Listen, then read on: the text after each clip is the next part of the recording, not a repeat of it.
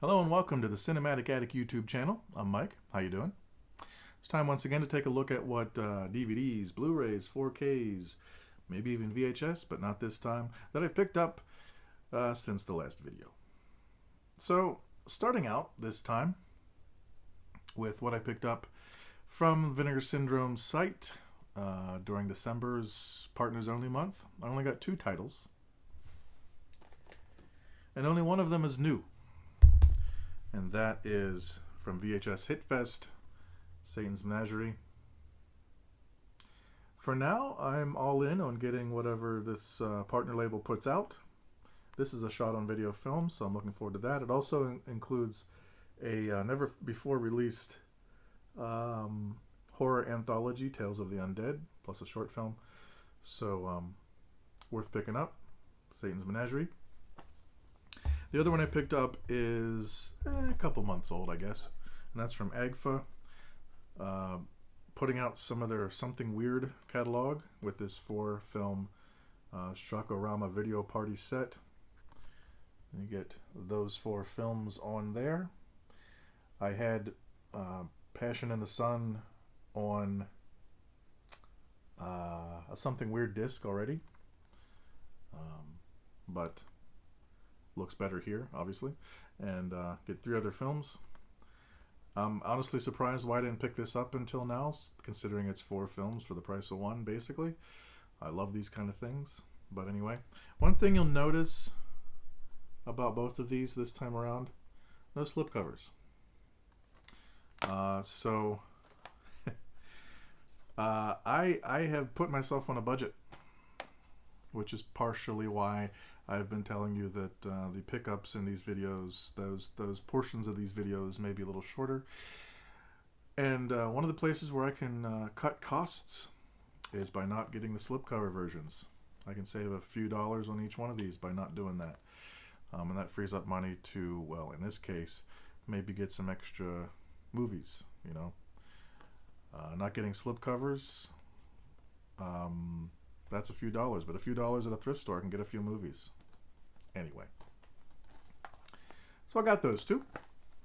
Moving on, so recently Indicator put out another collection of film noir, Universal Noir, Volume 1, and I was looking at that, thinking about getting that.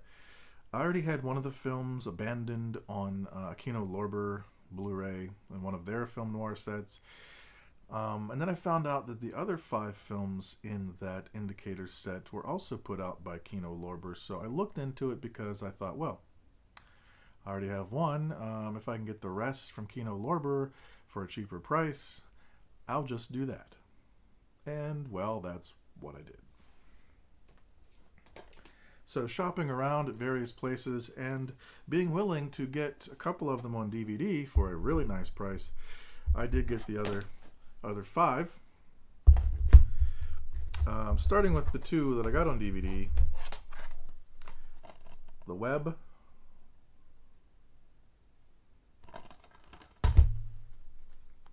Larceny.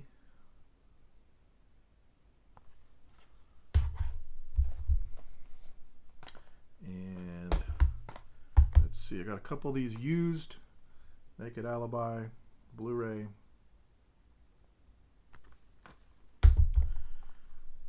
Deported, and Kiss the Blood Off My Hands.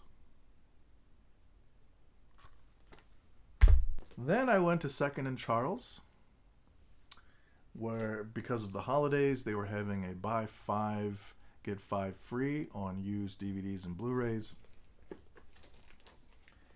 And instead of, you know, getting like 10 or 15 and then getting 10 or 15 free, I just did the 5 and got 5. Again, trying to save money. But I did find some interesting stuff. One, an old Criterion disc, Kiarostami's Taste of Cherry. This is, like I said, an old Criterion disc. This is number 45. But this is a great film if you've never seen it.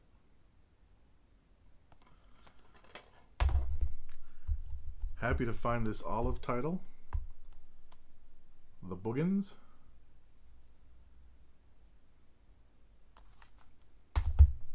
Found a Warner archive Broadway Serenade.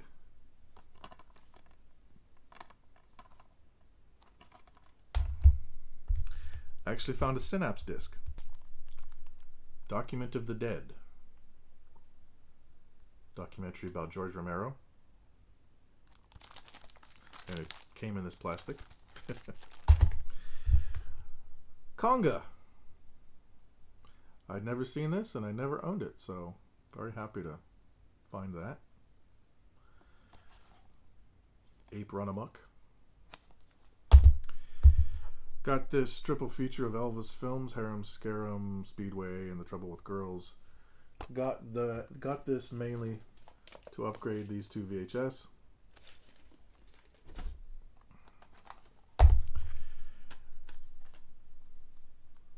Stopover Tokyo from 1957. Robert Wagner, Joan Collins. This was pretty neat. I've seen this a few times with this Cinema Classics collection, where you actually get a packet of lobby cards. Unexpected bonus. And just to upgrade this VHS, I got Somewhere in Time.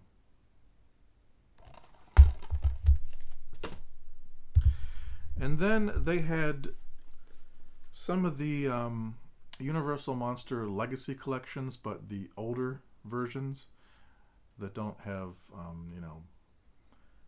as many films on them. But the newer Legacy collections that had a bunch more films on them often repeated films that, like Frankenstein was in House of Frankenstein. I think Wolfman was in House of Frankenstein. Dracula was in House of Frankenstein. So that movie was on all those sets. They didn't do that for the older Legacy collections. So I checked into it to make sure that I wasn't going to lose any films by getting these older editions, and I wasn't. So I got the older Legacy collections for Dracula and the Wolfman.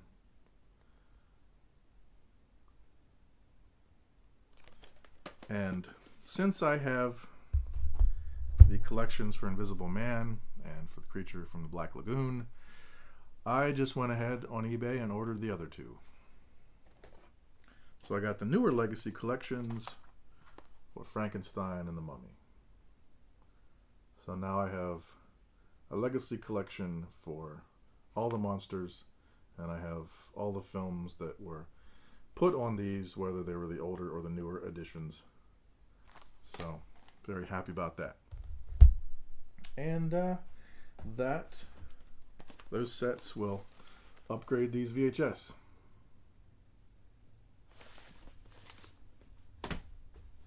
So here's everything else I picked up from eBay. Picked this up from Mercari.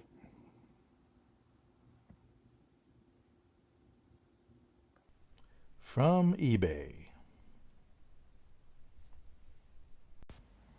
So I went to this antique mall. I was looking for a couple common titles in particular to upgrade VHS. I was just hoping I would find them here, but this place is notorious for having DVDs and Blu-rays that are overpriced. This particular booth right here, their DVDs are all reseller prices, eBay prices, $5, $6, $7, $8 or more a piece. So I walked out of there without getting anything, and I did not find the particular titles I was looking for. So then I went to this Goodwill, where I did find these few items. And these two VHS can then go away.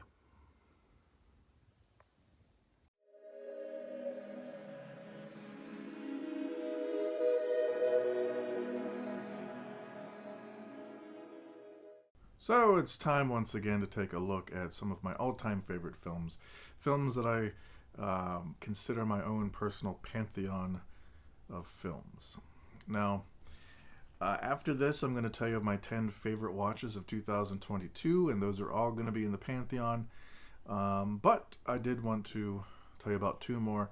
These are ones that I actually picked up newer editions of this year, this past year, depending when you're watching this, 2022. And both of these I actually showed those newer edition pickups last episode.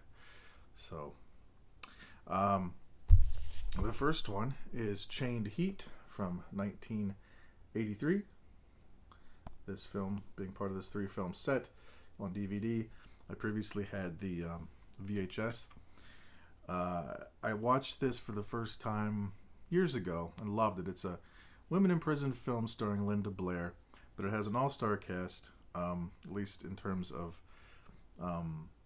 your B-movies, exploitation movies, horror, sci-fi kind of movies, as well as character actors. So you have people like John Vernon, big character actor, Sybil Danning, Tamara Dobson, Stella Stevens, and as I said, Linda Blair stars as a girl named Carol who goes to prison for 18 months for accidentally killing someone. And the movie is all about her survival in this prison. And you have crazy characters doing crazy things. John Vernon is the warden, who is not a good guy.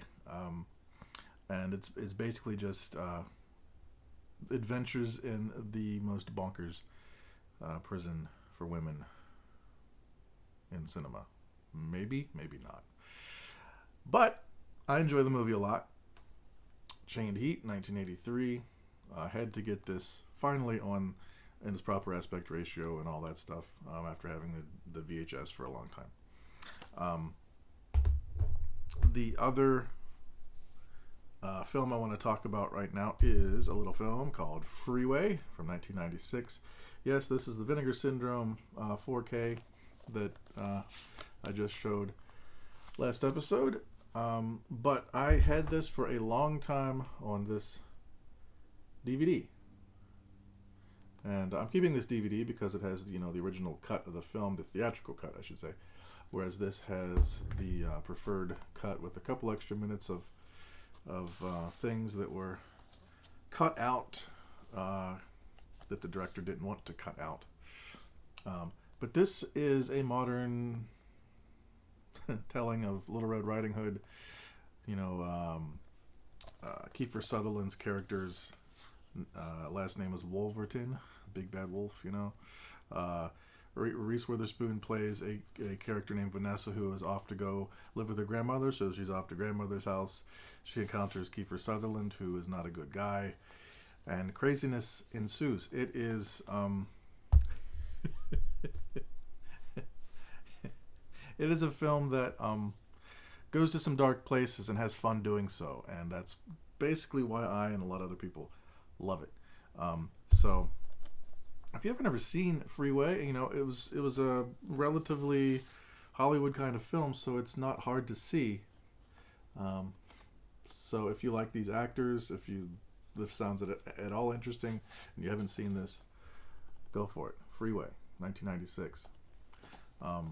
These are two films that have been in my list of all-time favorite films. But let's take a look at the 10, at least 10 of possibly more than 10 that were added to my Pantheon just this year.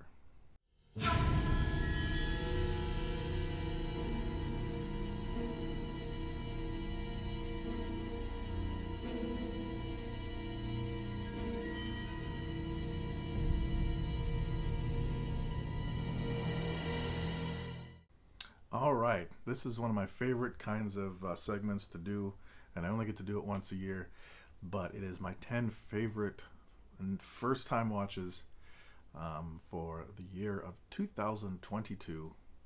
I combed through all the films I watched that year, and there are lots, to see what my 10 favorite were, but also 10 that I would that are worth inducting into my favorite films of all time list. And so this year was not too difficult to pick the 10. Last year was more difficult. This year not as much. The funny thing is this past year I watched more films than the previous year. But that being said, I did pick 10 that I'm going to share with you. One of the things that I got into a lot in 2022 was shot on video films. Now, it seems every year I can look back at the films I watched and find some kind of a thing that I discovered that I got into that maybe I didn't really focus on a lot in the past. Like the previous year, it was maybe discovering and getting into a lot of what some people call slow films. You know, your more artsy kind of Chantal Akerman, Bellatar kind of films. And last year I also got into, thanks to that box set from Severin, folk horror. I got into a lot of that kind of stuff. So those are the two like notable genres or subgenres or types of films that I got into in 2021. 2022, one thing that really stood out was shot on video. And so there had to be at least one of those on this list. So the first one I present to you, Burglar from Hell. This film was from 1993, and like I said, shot on video, and I love this original artwork. This was probably the most consistently gonzo shot on video film I watched in 2022. Not only that, it was the most not only the most consistently crazy, but it would go from one crazy thing to another different crazy thing every few minutes. You had no idea where it was going to go, and you had no idea what kind of weird thing was going to come up next. And I really appreciated that. It made it never boring, and it made it hilarious in spots. Not always on purpose, which is another part of the charm on these shot on video films. But basically, you have a zombie burglar who comes back and starts killing people. But there's a whole lot of other strangeness that goes on. A lot of scenes that seem like they're out of a different movie.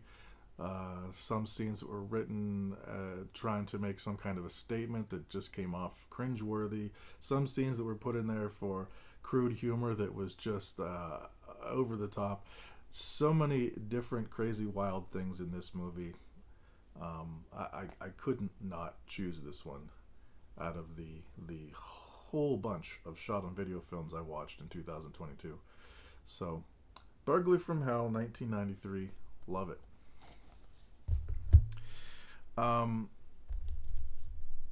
Two of the films on this list are from the year of my birth, 1977. I watched both of these during the month where I watched films from 1977. The one that stood out, the first film I'd say out of this whole bunch that popped into my brain as this will be on my year's end list. I don't think there could possibly be 10 other films that would bump this off the list, and that is House. The Japanese film House, which plays like some kind of insane cross-genre insanity. Like it says on the back here,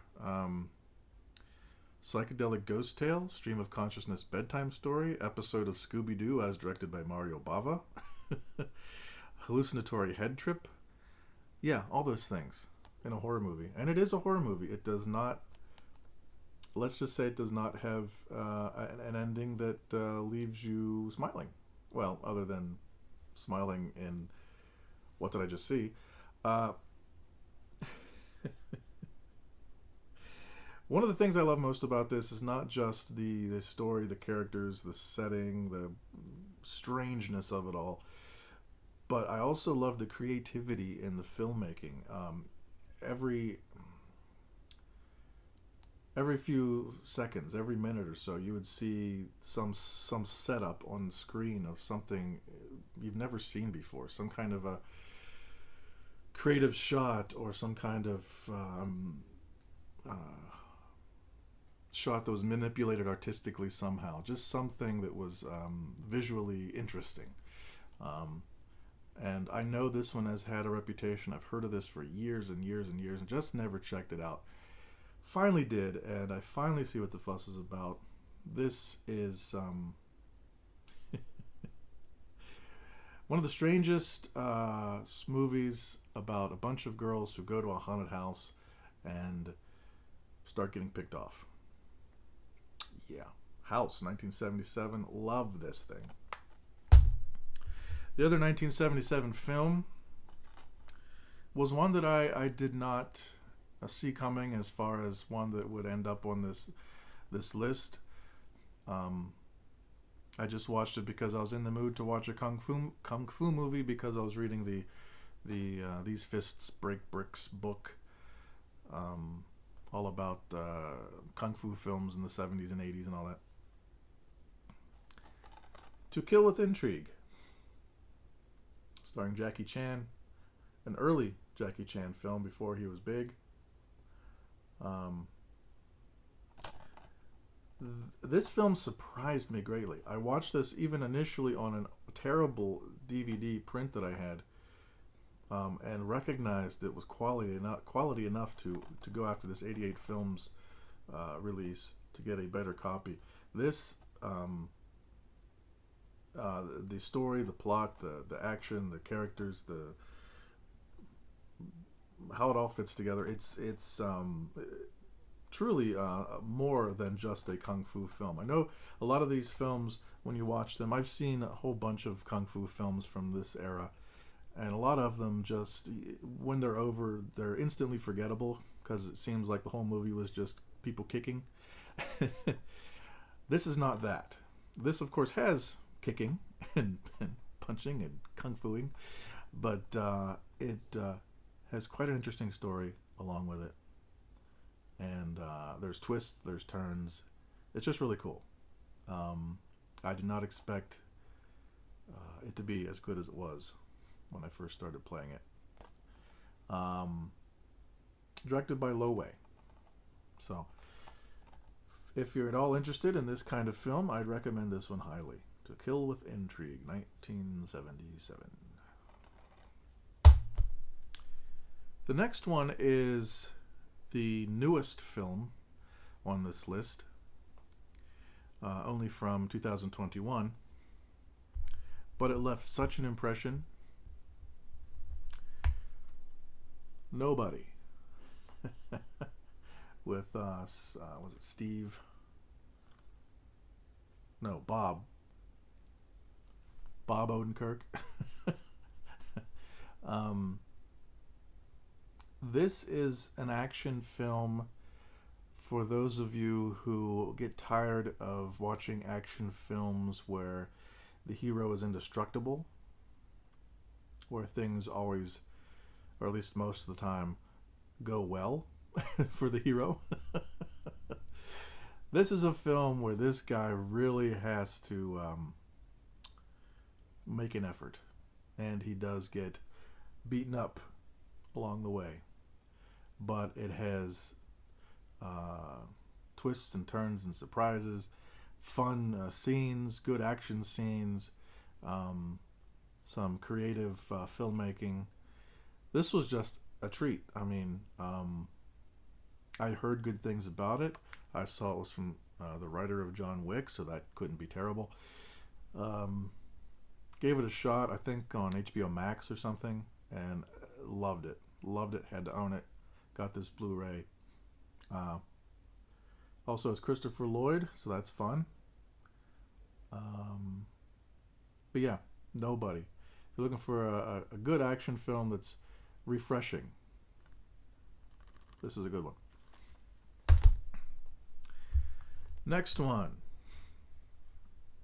from 1963, The Sadist. This one I talked about before as being kind of a precursor film within my Warriors cinematic universe. This was one that I have on also have on a Mill Creek 50 movies set and a full screen, not as good print. And I watched that. I watched it one night, relatively late at night, And whereas a lot of the times when I watch films that late, I fall asleep and have to finish it the next day. I stayed awake for this. I was riveted to this. This was suspenseful from start to finish. Some teachers stop in the middle of nowhere to get some help with their car, which is breaking down. They discover there's no one around. Why is there no one around? Because um, this guy, played by Arch Hall Jr., and his psycho girlfriend have killed everyone, and now they're in trouble. So the whole movie is this psycho character holding them, manipulating them, chasing them. It is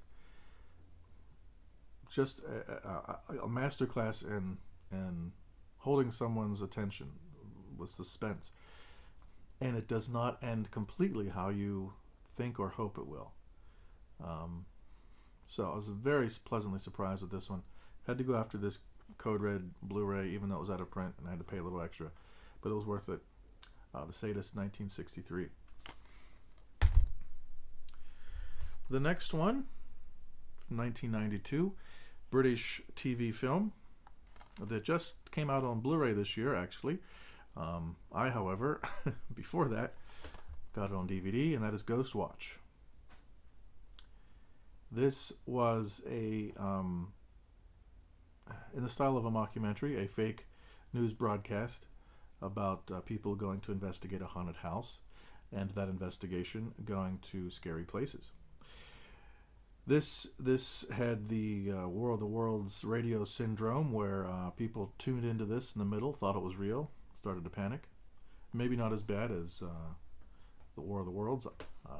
Not entirely sure, but it happened. And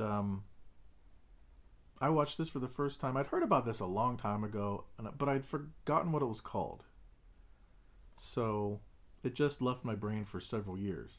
And then recently I saw it pop up in someone's collection video, and said to myself, you know, I think that's the movie I've been trying to think of for years. Picked it up, watched it, loved it. If you're into that kind of film where it's like a fake news broadcast, or even found footage, perhaps, although this is not exactly found footage, this is a great piece of work. So I'd highly recommend this. Ghost Watch, 1992. Next film from 1980, Alligator. Yeah, this is one that I hadn't seen till this year, which is kind of strange considering I love these kind of movies. Giant alligator goes crazy, kills people, you know. But I hadn't seen it until this year. It stars Robert Forster, and Henry Silva's in there. And I first watched this on Shudder, I think, and I wasn't expecting more than just to have a good time. But what I ended up having with this film was kind of a little class in script writing. What I noticed about this, considering I went to college to study English and writing and all that, was just how wonderfully this script progressed. It felt like it felt like a class in how to write a movie about a, you know, fill in the blank, in this case killer monster animal that's on the loose, and what the characters do about it. It seemed like every time I would watch a scene where it would pose some question or some issue or some natural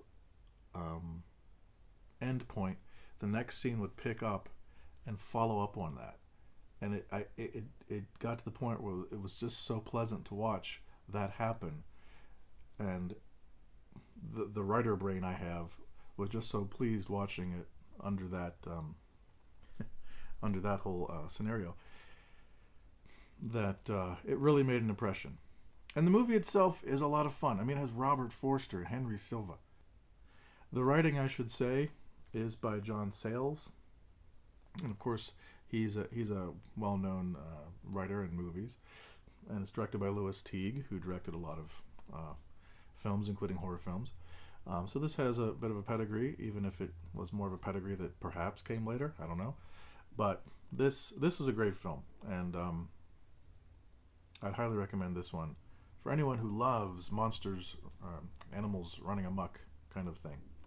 So Alligator, 1980.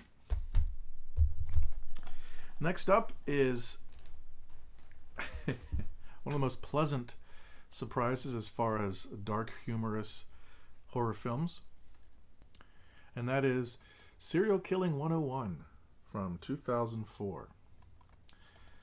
I originally had this on VHS, watched it, and I had to get the DVD to get it in widescreen. This has Justin Urich, but it has Thomas Hayden Church in a truly hysterically funny role. It has Lisa Loeb, the singer, as a high school student, even though she's at this time in her 30s. And it's about a kid who, being pressured to figure out what he wants to be in life, decides he wants to be a serial killer, and he starts preparing to do so. He's not very successful in his endeavors, but Lisa Loeb is a fellow student who wants to be his first victim, or at least a victim. And so you have that built-in comedy right there. But Thomas Hayden Church plays the gym teacher who, well, I won't give it away. But this movie is delightful. Like I said, I'd heard it recommended, so I knew it might have something good about it. Didn't expect to be so entertained. And this is a film that I don't hear anyone talk about. So I'd recommend to check this out. Serial Killing 101 for a fun, dark time. Now these last two, now all the ones that I just showed you, you've seen those pop up at some point during this past year in pickup videos. These last two you have not. I have not spoken of these or shown these in the last year whatsoever. These are things I watched from my collection that I have not talked about. So the first one of those, I have on this 12 movie set from Mill Creek, 12 movies, Fright Fest.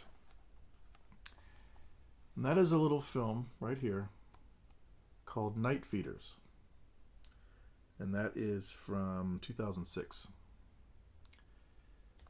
I watched this totally at random. I was going through this set looking for something else, and I just decided to watch that one. And I love when I randomly pick something and it becomes one of my favorite watches of that year or whatever. That film is about a bunch of friends who go out. They go on a hunting trip, I guess, out into the woods. And during the night, while they're out there on their hunting trip, some aliens land. Some hostile aliens who are out to not make friends. They encounter these aliens, obviously. They're running, fighting, fleeing kind of thing from these aliens. They find themselves holed up in this farmhouse. Well, I don't know. It's a house anyway. It's out in the woods, so I don't know how much farmland there is. But they find themselves stuck in a house, trying to keep the aliens out. And it's hard not to give it away where it goes. But I will say it has that as a familiar plot, but having familiar plots in films, it's all about the execution. It's all about what they do with it. And this film made it a lot of fun. And a lot of things in it where I laughed out loud because the script had some really sharp, funny dialogue here and there. Had some things happen that you don't typically see in these kind of films. and some of them were darkly humorous. I think it's becoming apparent that I like darkly humorous things. But Night Feeders from 2006, if you like films where people are trying to fight off killer aliens, where people are holed up in one location trying to keep people or things out. If you like that kind of suspense, you like that kind of horror or sci-fi, I would recommend trying Night Feeders. It's low budget, it's not a big, movie, but they certainly make the most of what they have. And I really, really enjoyed it. Highly recommend it. And yeah, Night Feeders. And the final one, the final film, my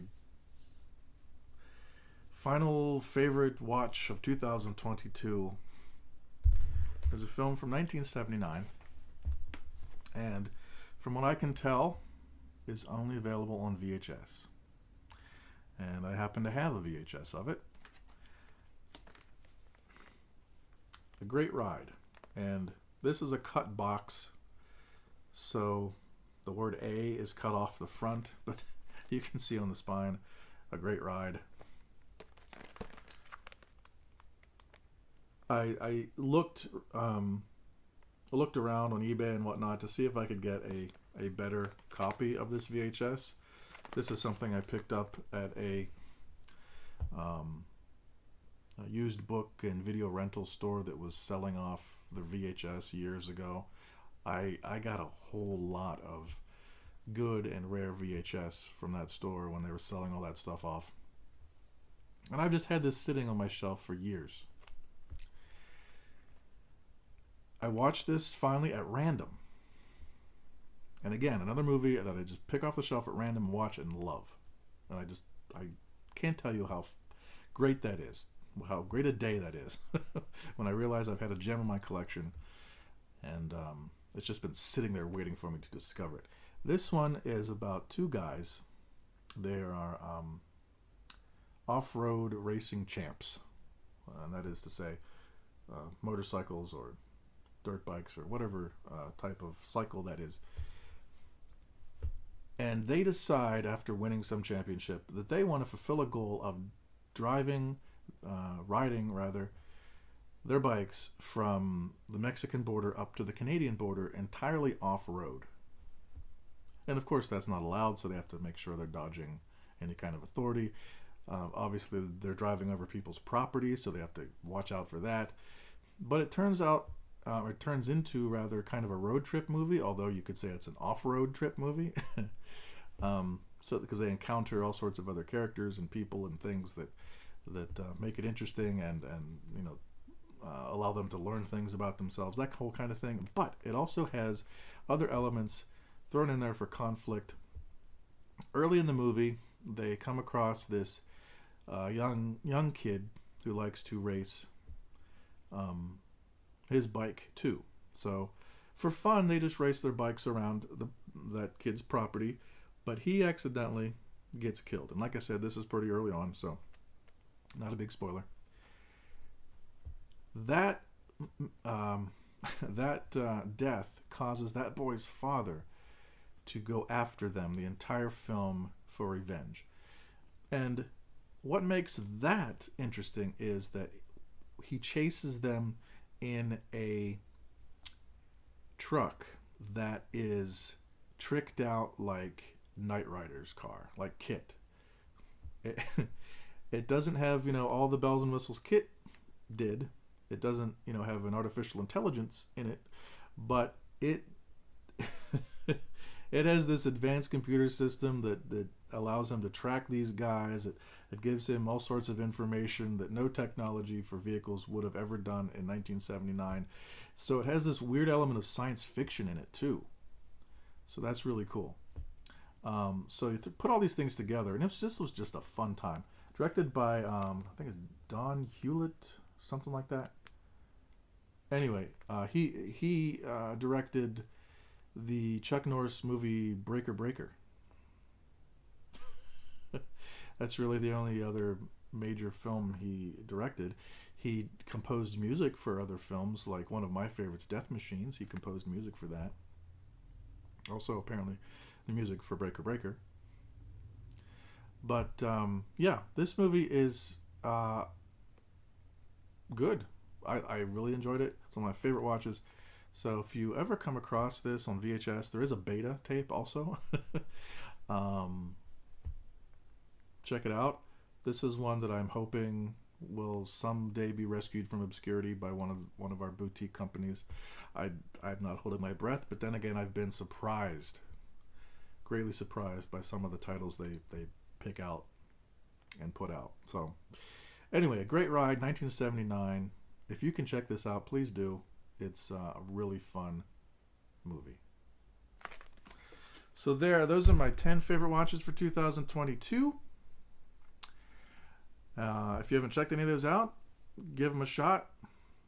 And otherwise, I'm going to start watching films to see what will end up on my list for 2023.